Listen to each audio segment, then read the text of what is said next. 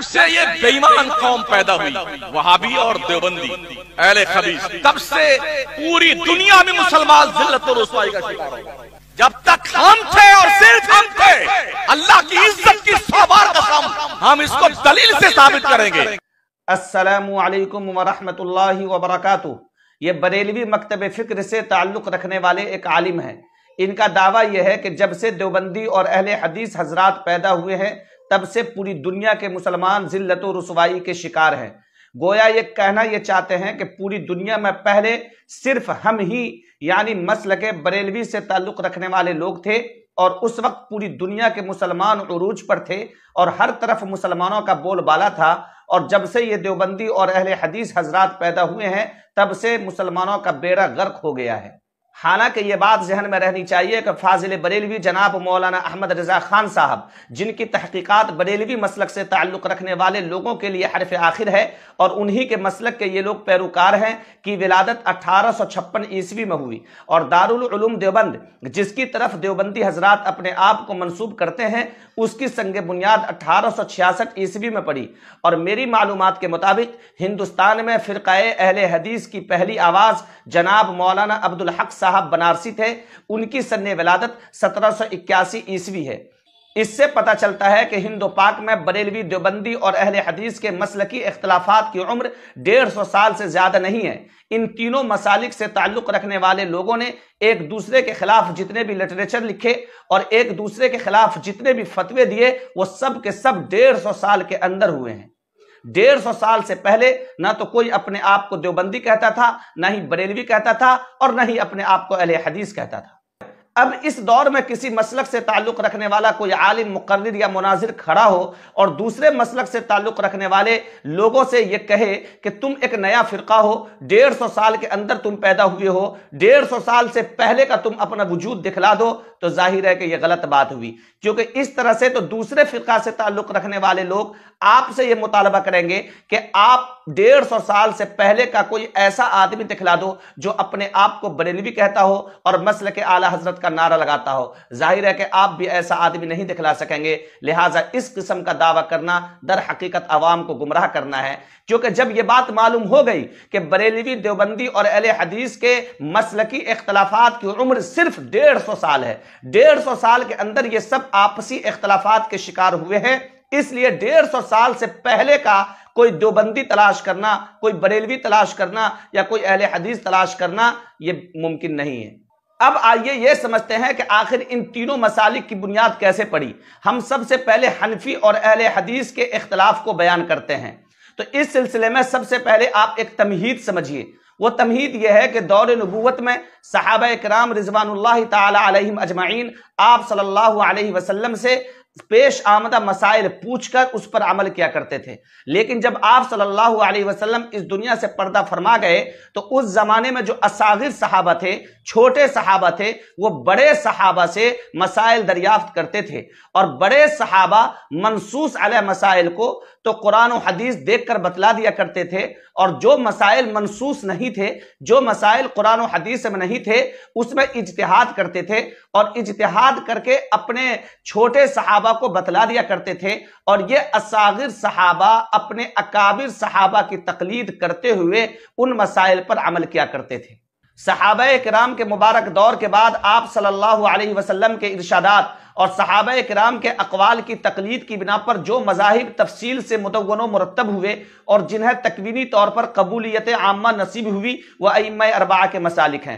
4 صدی ہجری کے بعد جتنے بھی اکابر علماء و مشائخ گزرے وہ انہی میں سے کسی ایک کے پیروکار تھے۔ گویا کہ پوری امت کے ارباب علم فضل اور ارباب قلوب و مکاشفہ ان چاروں ائمہ کی قیادت و سیادت پر متفق ہیں۔ 4 صدی ہجری کے بعد آپ کو کوئی ایسا قابل ذکر عالم نہیں ملے گا جو ان میں سے کسی ایک کا متبع نہ ہو۔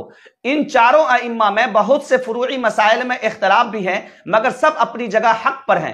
शरीयत मुतहरा के बेशतर मसाइल ऐसे हैं जिन पर चारों अइम्मा मुत्तफिक नजर आते हैं, और बकौल शाह वलीउल्लाह मुहद्दिस देहलवी इन चारों अइम्मा का किसी मसले पर इत्तेफाक कर लेना यह इजमाए उम्मत की अलामत है। यानी अगर ये चारों अइम्मा किसी मसले पर मुत्तफिक नजर आए तो यह इस बात की अलामत है कि सहाबा किराम रिज़वानुल्लाहि ताला अलैहिम अजमईन से लेकर अब तक किसी ने भी इस मसले में इख्तिलाफ नहीं किया है, सबका इस मसले पर इत्तेफाक है और इजमा है, और उससे बाहर निकलना किसी के लिए भी जायज नहीं है।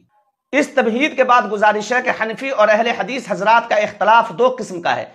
एक तो चंद फुरूई मसाइल का इख्तिलाफ है, मसलन नमाज में हाथ कहां बांधा जाए, रफ़े यदैन किया जाए या नहीं किया जाए, दो कदमों के दरमियान कितना फासला होना चाहिए, आमीन जोर से बोलना है या धीरे से कहना है, इमाम के पीछे फातिहा पढ़नी है या नहीं पढ़नी है, वगैरह वगैरह। इन मसाइल की तादाद खा कितनी ही ज्यादा हो, ये फुरूई इख्तिलाफात हैं, और दोनों फरीकों में से जिसकी जो तहकीक हो उसके लिए उसी पर अमल करना जरूरी है। अहले हदीस हजरात को इमाम अबू हनीफा रहमतुल्लाहि अलैह की तहकीक पर इत्मीनान नहीं है, तो हम उन्हें क्यों मजबूर करें, तुम इमाम अबू हनीफा रहमतुल्लाहि अलैह की तहकीक ही पर अमल करो। इसी तरह अगर अहनाफ को अहले हदीस हजरात की तहकीक पर इत्मीनान नहीं है तो उन्हें क्यों मजबूर किया जाए कि तुम हमारी ही तहकीक पर अमल करो। ये फुरूई इख्तिलाफात हैं, और फुरूई इख्तिलाफात में तशद्दुद रवा नहीं है। इसकी वजह से एक फरीक दूसरे फरीक को मोरिद इल्जाम नहीं ठहरा सकता और दूसरे को गुमराह नहीं कह सकता। हनफी और अहले हदीस हजरात के इख्तिलाफ की दूसरी किस्म वो है जिसको फुरूई इख्तिलाफ नहीं कहा जा सकता, बल्कि उसको नजरियाती इख्तिलाफ कहा जाएगा। उसूली तौर पर यह इख्तिलाफ दो नौइयतों का है। पहली नौइयत यह है कि अहले हदीस हजरात का कहना यह है कि किसी एक मुअय्यन इमाम की इक्तिदा करना जायज नहीं है, बल्कि हर आदमी खुद से कुरान और हदीस पढ़े, तहकीक करे और जिसके जी में जो चाहे उसी पर अमल करे। यह मसला तकलीद और तर्के तकलीद के उन्वान से मशहूर है और बहुत ही मारकतुल आरा बहस है, और दोनों तरफ से बहुत सारी किताबें इस सिलसिले में तसनीफ की गई हैं। अहले हदीस हजरात के नजरियाती इख्तिलाफ का दूसरा नुक्ता यह है कि यह हजरात बसा औकात शौक़ इज्तिहाद में इजमाए उम्मत से बाहर हो जाते हैं। यही दो मसले हैं, तकलीद और तर्के तकलीद, और इजमाए उम्मत को तस्लीम करना या तस्लीम ना करना, जो सारे इख्तिलाफात की जड़ है। और यह इख्तिलाफ 12वीं सदी हिजरी के बाद पैदा हुआ है, वरना उससे पहले जितने भी अकाबिर उलमा व मशाइख गुजरे वो चारों इमामों में से किसी एक इमाम के पैरोकार थे। अब आइए हम देवबंदी और बरेलवी इख्तिलाफ को देखते हैं। बरेलवी और देवबंदी इख्तिलाफ मुजिब हैरत है, क्योंकि हनफी और अहले हदीस इख्तिलाफ तो अइम्मा हुदा के पैरवी करने या ना करने पर पैदा हुआ, लेकिन देवबंदी व बरेलवी इख्तिलाफ समझ से बाहर है, इसलिए कि ये दोनों फरीक इमाम अबू हनीफा के ठेठ मुक़ल्लिद हैं। अकायद में इमाम अबुल हसन अशरी और इमाम अबू मंसूर मातुरीदी को अपना इमाम व मुक्तदा मानते हैं।